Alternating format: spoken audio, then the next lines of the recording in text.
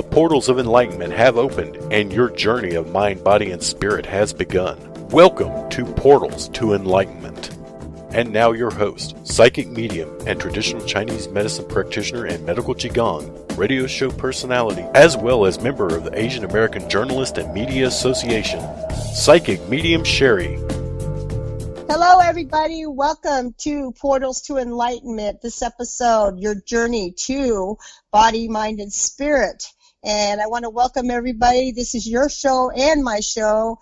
And this show is very special. Each and every show is special, but tonight's show is very special because I have a friend that's coming on. He's going to enlighten you a little bit more about we're going to talk about 23andMe. It's those who don't know what 23andMe is. It's like a DNA kit. It's like Ancestry.com. You use a swab, get your saliva, turn it in. You get to find out what ancestry I believe that you are, and I believe that they go literally down to the percentage of where your past is. So Clyde Lewis is very well renowned and is one of the top 25 shows in the country. He has his own syndicated FM radio show here in Portland and all over the world. And I wanted to introduce Clyde Lewis from Ground Zero. Hi, Clyde. Hi, how are you? It's good to be back. I've been on the show before and looking forward to an interesting discussion for sure. That's great. So we're going to talk about 23andMe, and on his show last night, he was talking about that. I didn't have a chance because I was doing a reading from India, and so I wasn't able to tune in. But tonight, I want to talk about 23andMe and what kind of research and what kind of things that our listeners can learn from it. So I'm going to let you have the floor. Well, my approach was this: as I was doing some research, and I've always been kind of skeptical about 23andMe and Ancestry and all these other DNA kits. I call them spit kits. I did some research a while back when I found out that there was a deal that was a deal came through for 23andMe. And that deal was a $300 million deal with GlaxoSmithKline, a big pharmaceutical company, that they were using it to target drugs and to target, target remedies in order to help people with certain attributes. And so they were using the DNA that people had sent in. And I think it's unfair that these companies are making money off of people who voluntarily, send their DNA in, pay for their kits, and then also pay for the analysis. So they're making money, and that's the bottom line. And what's odd is that while it first started out as just some, what I'd say innocent, I guess, DNA analysis company, it turns out that the deal all along was that they were going to make various deals, bottom line deals, where they're making money off of the DNA. I think a lot of people don't know that the fine print of groups like 23andMe and Ancestry is that they can keep the DNA that you have, and they can use it for whatever they need to use it for, including turning over that information to big pharmaceutical companies in order to create vaccines or and further, 23andMe and Google, Alphabet, whatever you want to call them, I've heard various things they call themselves. They have connections to the Department of Defense and also DARPA, and it worries me that they could use this DNA for what are known as extinction weapons, and usually extinction weapons are being used against insects, but if they have certain DNA, they can actually create weapons that can focus on certain ethnicities.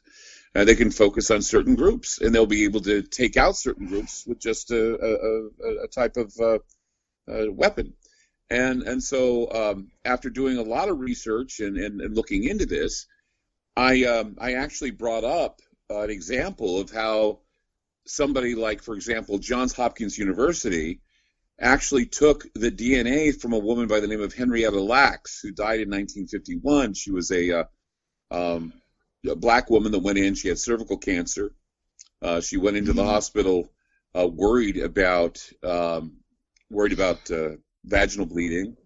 They took some cells from her cervix, and apparently they were superhuman cells. They duplicated and replicated, and they were blowing away the scientists. And the scientist says, well, we need this. And so a lot of cures and a lot of science and 2 Nobel Prizes and all this came about because a bunch of doctors acted quickly and took some samples from this woman. But the family was never compensated. The family was never notified until the HeLa cells were finally revealed to be that of Henrietta Lacks.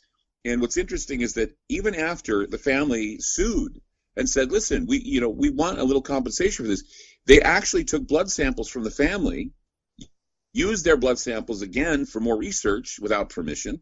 And then there was a company in Heidelberg that sequenced the entire genome of Henrietta Lacks, published it on a website, and so here we have this woman's DNA for everybody to see.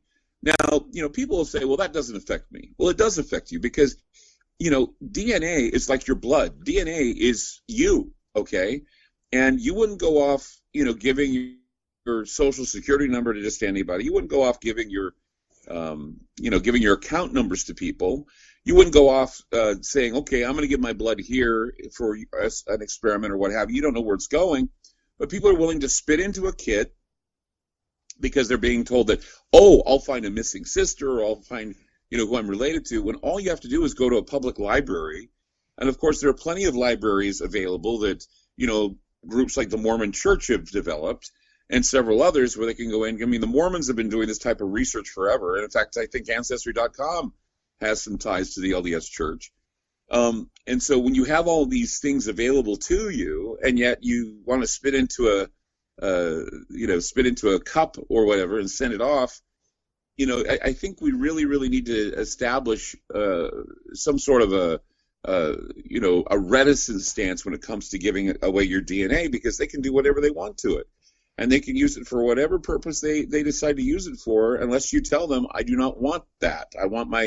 I just want my DNA message. I want to know who I'm related to or where it goes. And see, another thing that's really weird about this whole 23andMe thing is that I was reading that their database is predominantly white, meaning that Caucasians are very eager to find out their ancestry. And so they send in, this information and they send in the DNA. But apparently people of color are not too keen on it. And I think because of what has happened in the past with Henrietta Lacks and the Tuskegee experiment where they took syphilis and injected it into servicemen, black servicemen, I think that the black community is very skeptical, very reticent in giving their DNA away. And so rather than, and they're trying to market to, the African American community, and when it's not working, when they don't have as much what we call, people of color DNA, they're planning on going into Africa. And they're planning on going to Micronesia and all these areas, and they're going to go in and do something called bioharvesting, where they're going to go in and they're going to, you don't even have to be a geneticist to go in, and they're going to, you could be missionaries going in and saying, oh, we're going to bring you the word of Jesus, and oh, by the way, can you spit in this cup? We need the DNA samples for a company. Or, you could be a geologist and be talking about something and urging people to do this. And this just reminds me of what has happened before with the Bill and Melinda Gates Foundation, giving people or forcing people in places like Malawi. They go into places like Malawi and force people to get vaccines. Many of them are forced at gunpoint to get vaccines.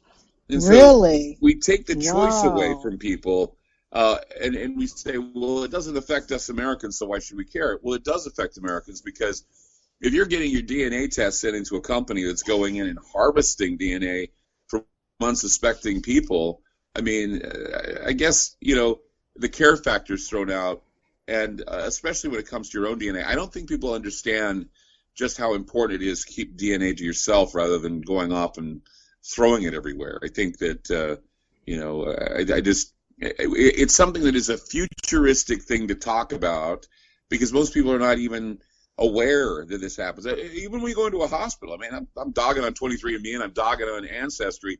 Sometimes you go into a hospital and they'll take your DNA and they won't even tell you that they're going to use it for something else. And I've gone to hospitals, or I've been to doctors' offices where they do have you sign a waiver saying, I'm okay with them using this for experiments, or I'm not okay using this for experiments. I'm not okay. I don't like that. I don't like the idea. And I kind of have the same feeling with regard to donating your body parts after you Oh, die. yeah. You say, well, you're dead. What do you care? Well, I'll tell you what I care about, and that is there are families that have to refinance homes or they have to sell property in order to bury their loved ones.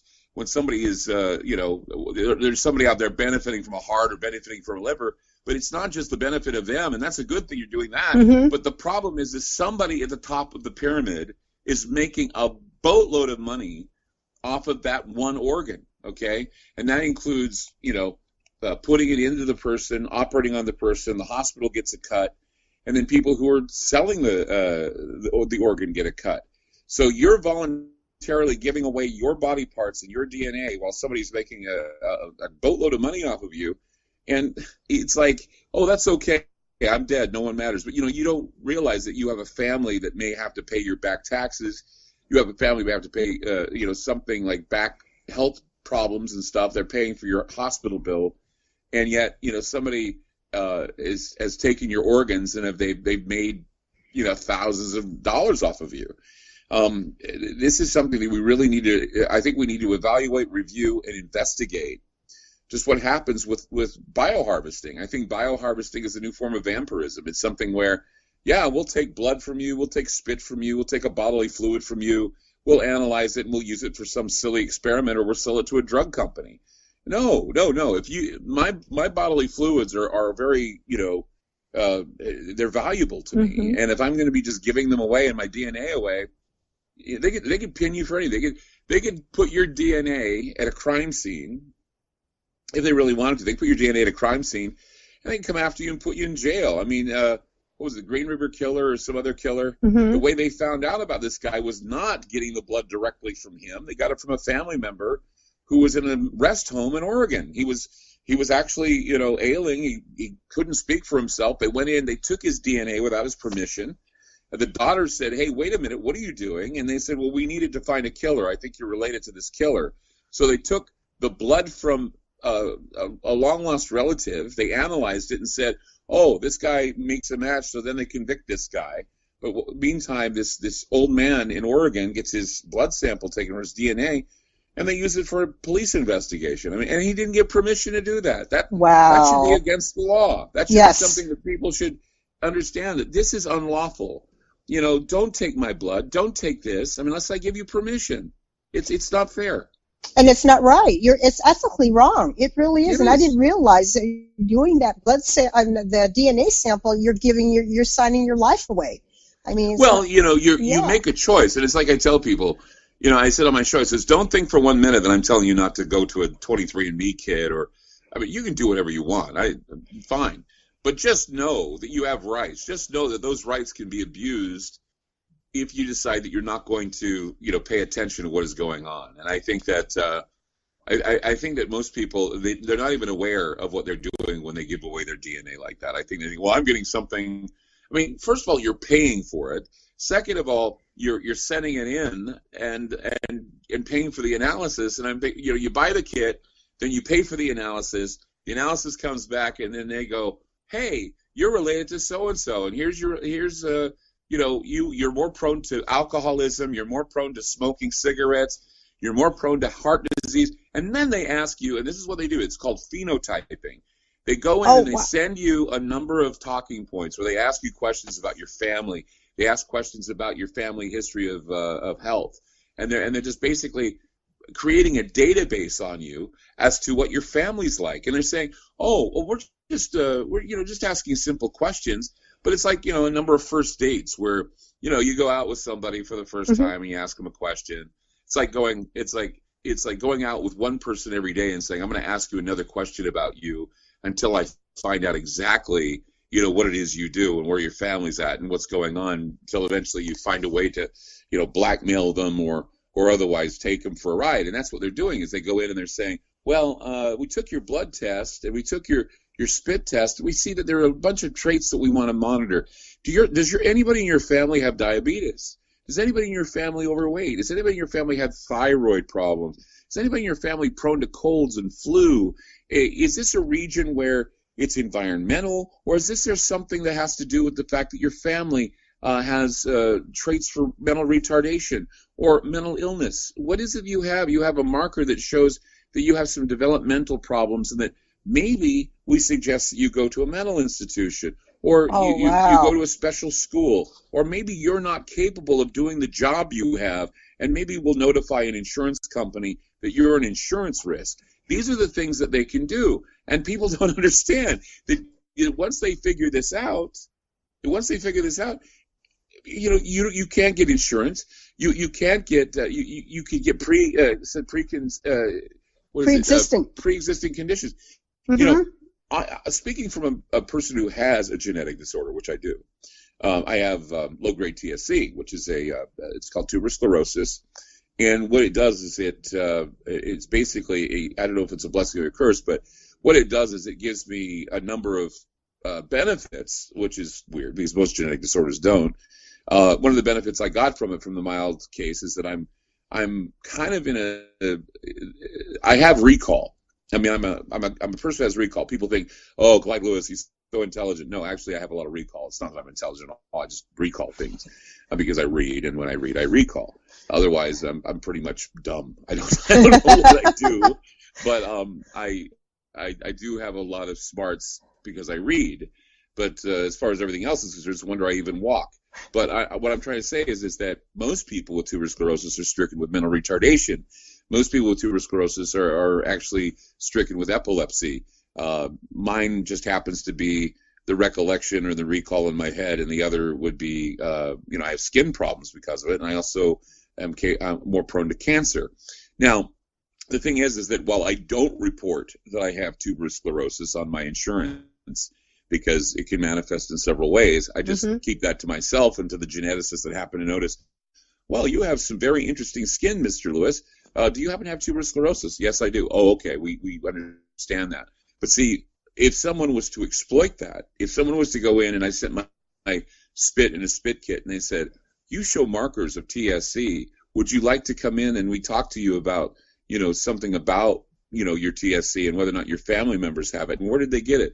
Well, it's theorized that the reason why my family has TSC is because they were actually exposed to the nuclear testing in southern Utah during the times of the 50s, and so what it is, it created a genetic mutation, and it's been handed down from generation to generation to generation. It's going to be hard to breed out of me. So what I've done is I've said I don't want to bring too many children in the world. I have a son, and he has tuberous sclerosis as well. My brother has tuberous sclerosis. My sister has tuberous sclerosis. Okay. It's affected them in several ways. My sister, she has some problems with it. My brother has other problems with it. And mine aren't really problems. It's just the skin and the cancer that basically, I get and have to constantly be under watch for it. But having this basically, sequenced out onto a website or to have my DNA, used for some experiments, unless I give it the go-ahead. I mean, if they were to say, look, we would like to use your DNA as an example as to how people mildly stricken with tuberous sclerosis can maintain a life, I'd say, yeah, if it's going to help other people, sure. But I would also ask them, so what benefit do I get? What benefit does my family get from this? And I would actually say, as long as my family benefits from this, other people can benefit, but I want my family to benefit too. Then I would consider doing that. But just taking something from you and saying, okay, we're going to use it whether you like it or not, that's something that I think is abhorrent. I mean, I don't think the founding fathers were thinking when they put the Constitution together that unlawful search and seizure would account for things like taking your bodily fluids and use them to figure out if you are using marijuana or using some other drug, or being able to go into your head and figure out what your thoughts are because they're mapping out the human brain. I mean, these are the things that are just so advanced now that we have to go in and we have to say to ourselves, what is constitutionally right? Can we go in and can we actually take someone's brain? Can we, one of the cases that I talked about, it was with Jared Laughlin. I don't know, is it Jared Laughlin? Or I think that was his name, the guy that was involved with the Arizona shooting. And one of the things they did is he was insane. Okay, he was just out of his mind. That's why he shot up that store and the senator that was shot, and so he went in to a medical facility after they deemed him clinically insane. And what they did is they wanted to go in and they wanted to go through some tests that gave him a battery of tests that were just torturous. And then they were going to drug him up and stand him trial again while he's under the influence of these drugs to see if they'd make him sane. And of course they're going to improve in some ways, the mental chemical imbalance that he had when he committed the murders anyway. But that is not, in my opinion, I think that's unconstitutional. It should be unconstitutional. I mean, if you commit a crime and that crime is committed and you are deemed insane, to actually drug someone up to stand trial so they're capable of making decisions while they're drugged up, and they weren't drugged up in the first place. I mean, no one excuses murder. No one excuses the shooting. No one excuses anything. But just the idea of a human being drugged up to the point of, not, I did something, and I was fully aware of doing it. I mean, at the time, they weren't on those drugs. At the time, they probably were chemically imbalanced. So you can't take a person who's chemically imbalanced who commits a crime and then drug them up so they're capable of understanding what they've done. It's just not. I just don't think it's ethical. Right, exactly. It's not ethical at all. It's terrible. And I can see what you're saying is by exposing yourself to that and you making it not doing your due diligence and research, you're signing your life away to other people. That's basically what the bottom line is. Well, I mean, one of the things that I was reading, what was it? I was like last year, they were saying that they were going to be doing what is known as telomere research. And what it is you go in and you do a biological test and they say, well, let's look at your telomeres. And the telomeres are what caps your DNA.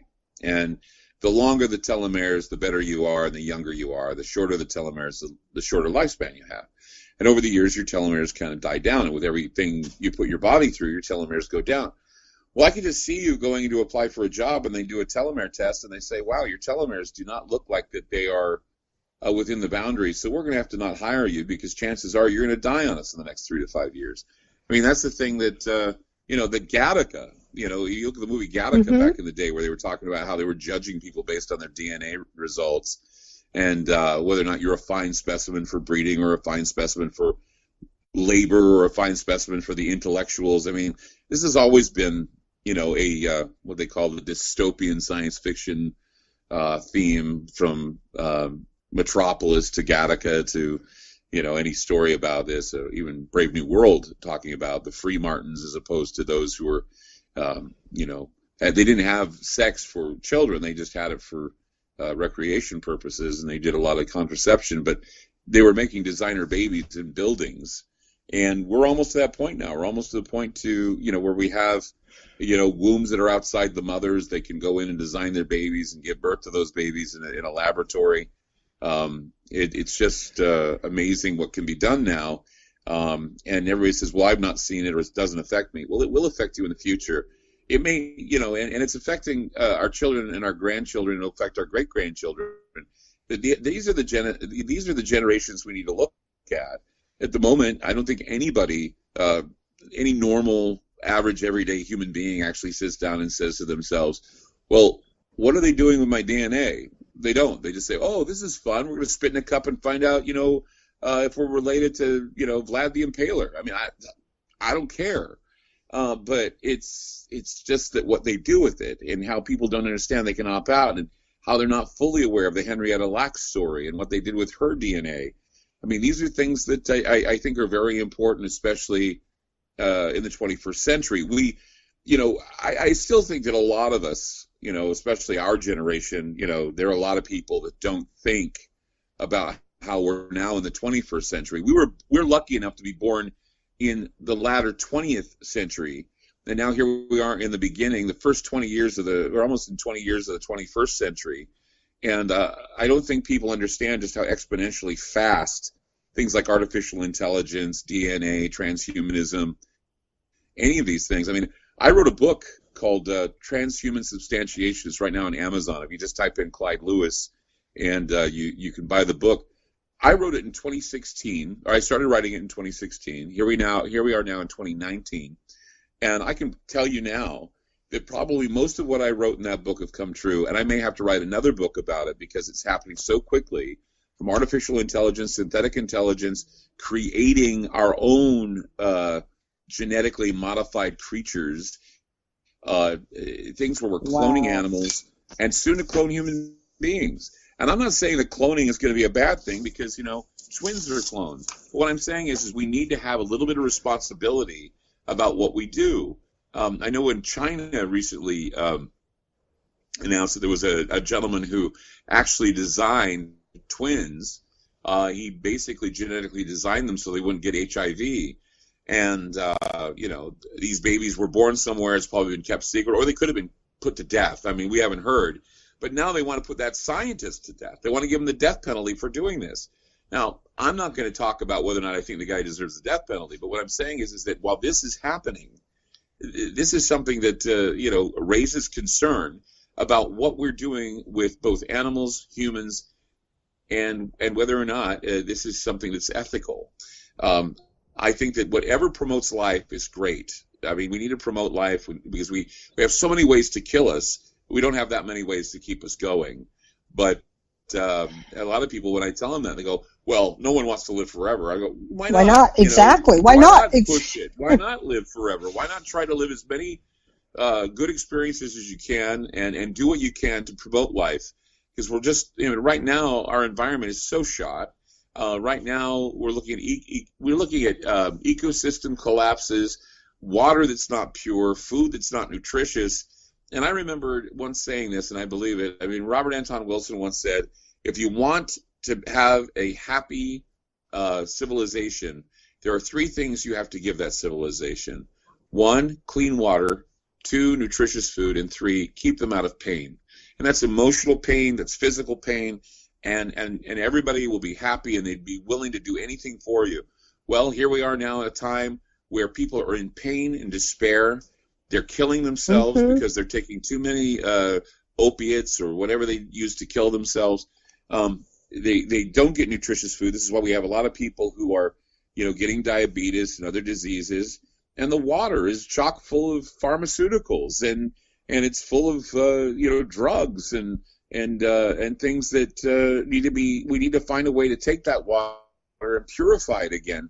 So we're not getting this residual, antibiotics or these residual Viagras or whatever it is we're getting in the water. I mean, this stuff is why men are suffering from things like ED.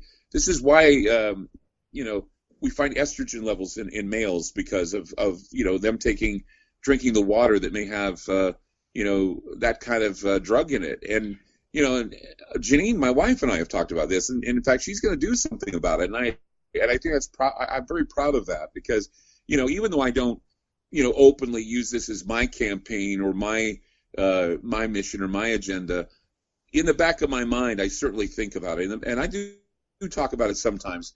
But I try not to be political, but I try to talk about how the earth is changing, how we need to change or adapt. Otherwise, we're going to perish. And I think a lot of people are just wanting to give up anyway. But in my opinion, I would like to live to see, a fabulous future. I'm a short-term pessimist, long-term optimist. I think that we can pull ourselves out of whatever this is that's going on. But I think we need to stop thinking that our doom is inevitable. I mean, I talk about doom. I talk about the apocalypse. I talk about all that stuff on my show. And I do it because I think it's fascinating. I see it's about human behavior. It's about cause and effect. It's about everything that we do that makes a difference in where we're going. I think a lot of people are at the point now where they just want to give up, and I don't know why they do, but they do. And time is of the essence. I mean, we certainly do not value, and I know this. We do not value the fragility of life. Life is fragile. It really is. And there are those moments where you say, I wish I could have done this, or I wish I could have done that. And, some people who have gotten near death, some of them are motivated to do that. Say, I should have gone back to school, or I should have. And you try to say, well, hey, can I get other people to think along that line that maybe we need to live every day to its fullest? Nope, can't do it. There's so many people being told to give up, so many people are told that, this is the way it is, and you got to live it or else. And, the cultural norm right now, there are symptoms of complete and total, what I call controlled demolition of the populace, controlled demolition of who we are and what we stand for. We know that there are people out there that are against stuff. We hear it all the time. Oh, I'm against this, or I'm against that. Mm-hmm. We know there are a lot of people out there that use victimhood as currency. Oh, my victimhood is important. Please, I want to be. And that's another thing about these 23andMe operations is you spit into a cup, and then you come back and find out that you're an oppressed race, and you're like going, well, it's like this situation. What's her name? Elizabeth Warren. This whole thing about whether or not she's American Indian. What a crock of crap that was. And they were fighting over it. And she's like 132nd or 132nd or something. And it's like we're all like going, she's got a drop of Native American in her. Now she's an oppressed race. No, she's not. She's a politician, and she's looking for attention. And this is where it gets ugly. This is where it becomes theater of the ugly, is when people use this and go, yes, I want to use this to show that I'm an oppressed victim. No, you're not a victim by your color. You're not a victim by just being born into victimhood. You're a victim if you allow yourself, if you choose to be.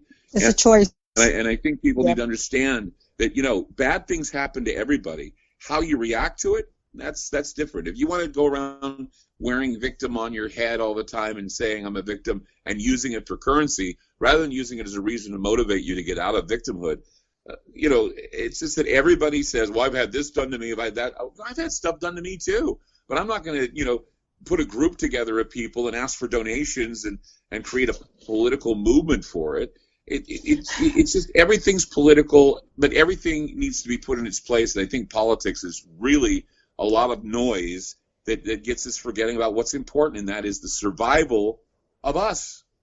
When people say the world's coming to an end, the world's not going to end. You're going to end. It's done for you. The Earth's going to be here another billion years, and it may be a molten lava rock, basically festering in this part of the universe, but we're not going to be here to see it.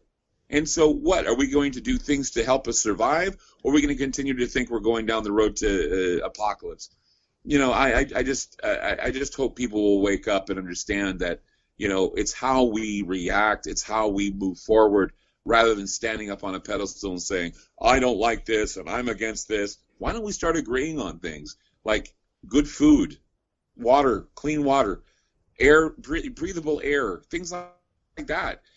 Simple things. We need these things because there are plenty of people out there that want to analyze us to nothing, mine our data, and eventually mine our souls. That's what they want. They're looking for the human soul. They want to know how to put it in a bottle, how to sell it on the market, and make a buck off of it in Wall Street. That's what they want, and they will get it because this is what they're looking for. Panpsychism. Think about this for a moment. Panpsychism used to be considered pseudoscience. Now it's what they want to find out. They want to find out the consciousness of the human mind, why the human mind does what it does, why we are the way we are. And when they find out, what are they going to do with that information? Are they going to be able to download it into a computer? Are they going to be able to download it from brain to brain? I mean, these are the things that they're going to be working on, and they are working on now, and we're going to be seeing the changes pretty damn soon. Wow, that's crazy. That's too bad. Wow, I don't think that's right. I agree 100%. Right. Yeah, we're pawns. Well, we're becoming more like pawns because, people don't understand what's happening. And I don't want to sound like an alarmist. I mean, sure, there's a lot of things that we can do with this information. And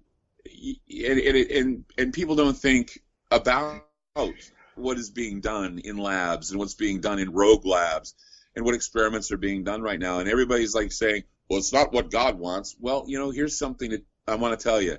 If God wanted to stop it, he'd stop it, but he hasn't.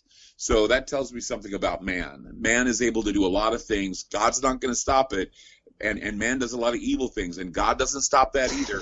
So stop saying that God's going to stop it when God doesn't care. He's not going to care what's going to go on. It's all in the end what's going to happen, right? It's all in the end how we're going to be judged if you believe that sort of thing. In the meantime, there are plenty of people out there willing to do anything to ruin what is known and what is precious as the life that we've been given as a gift from God. And that's what bothers me, is that life should be preserved, and we should do everything we can to preserve it. That's great. Wow. Thank you, Clyde. Thank you. And I agree with you. We should preserve each other and be able to lift each other and help with a common good, with the highest vibration. We really Absolutely. should. We really want to thank you so much for being on the show. I appreciate it.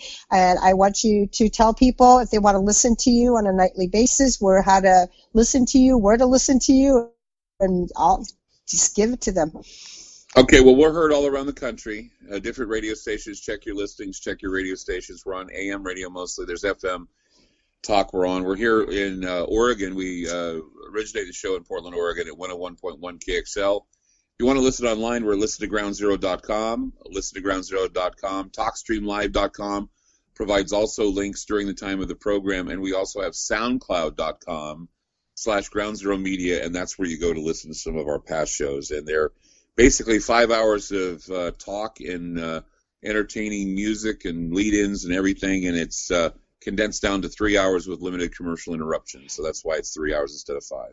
Great. That's wonderful. Thank you so much, Clyde. And we'll have to have you back and talk about something else, but very informative about the 23andMe. I hope that our listeners can have an open mind. Think about what the choices that they make before they choose to do this. And really quickly, is there an option to opt out if a person chooses to? Yes, there is opt out. You have to really look for it, though. You can opt out. By opting out, I mean what you do is you can still get the test if you want to give the test and look at your ancestry.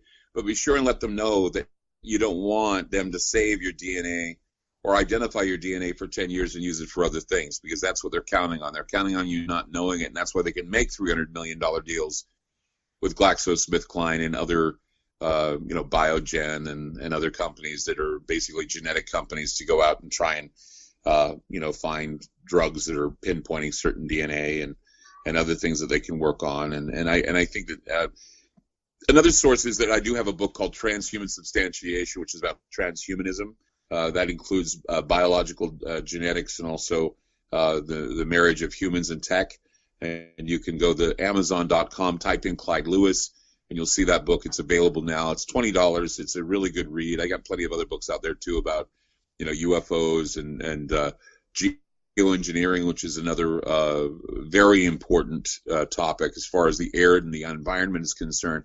I mean, a lot of these things, chemtrails, biological stuff, a lot of nutritional stuff, all, in my opinion, is part of the environment. And it's a part of those things that influence how we are and how we act with one another. They're basic, and I think that they need to be. We need to read about how all of this is changing in the 21st century, and how, even though you're told it's climate change and you're told it's all this stuff, what it truly is it's geoengineering. And it's being done as we look up in the skies and we see the trails being left behind. They're no longer chemtrails. The government now has called them stratospheric aerosol injections or inoculations. Wow. And so if you say chemtrail, they look at you and they go, oh, you're a conspiracy theorist. No, I'm going to use the term that the government used now, SAIs. I've spoken before. I was in San Francisco. I spoke at a conference at the UN Library, United Nations Library. UN used to be in San Francisco. So I spoke at the UN Library there, and it was a very well received. In fact, that's what I decided to write my book, is they said, well, you should write a book if you have this much information. And I said, yeah, I probably will. And so I did write a book about it. But, it's like air, water, and food, and also pain. What can we do to be out of pain? What can we do to have clean water? What can we do to eat nutritious food? If we can have all that, we would have a country, I believe, that's not fat, sick, and tired. And I always say this, is that an unhealthy country is basically a threat to national security. And the reason why is because we're not able to fight off any enemies. We wouldn't be able to fight off anyone if we're huffing and puffing down the road. And, I'm speaking for myself too, because, after I had my surgeries and everything, I gained a lot of weight. I let it, creep up on me like it did, and I regret it, and I'm doing my best to try and lose weight again, but it's like it happens. You wake up one day and you realize, when did I just decide that everything was going to fall apart around me? And so then you have to go back and you have to rethink and regroup and reevaluate what you're doing, with your body and your life. And I think a lot of people need to take that time. And, I was realizing I'm going to be 55 in February, and, it's funny because I never thought that I'd be talking philosophically about my age. And what was it? Janine pointed out to me, we were having a dinner. She says, look, honey, this year you'll be able to order off that side of the menu. I'm like, oh my God, yeah. So, ordering off the senior menu is the least of my worries, but still, I don't consider myself a senior yet. No. But, I don't want to be a senior before my time. So let's just say I'm going to hold on to whatever I can to, try and get healthier. And everybody says that in the new year, but I really am always trying to get healthier and trying to get better. So. Well, and I know that you add so much value to other people. I listen to you from time to time, and, it's just amazing what you can share and just help people just by not only with your knowledge and your research, but just by being there and just giving that information. So I just want to truly thank you so much for helping out and inspiring others, hopefully empowering them, inspiring them, and just sharing what you know. I appreciate it. Well, thank you, Sherry, and I thank you for that. Yeah, you take care, too. You guys have a great night. Okay, take care. Thanks a lot. Wow, that was awesome. Yay! Thank you, guys. We'll see you next week. My motto, again, is not about being perfect. It's about becoming whole, and that's what we want to strive for. Take care, everybody. Love and peace. The portal has closed for this week, but will reopen next Saturday when psychic medium Sherry returns with a new guest and another step in the journey of mind, body, and spirit. If you would like to find out more about Sherry or book a reading, you can do it on Facebook. Just look up Psychic Medium Sherry or at tinyurl.com/SherryWebb. Thanks for tuning in, and we will see you again next week.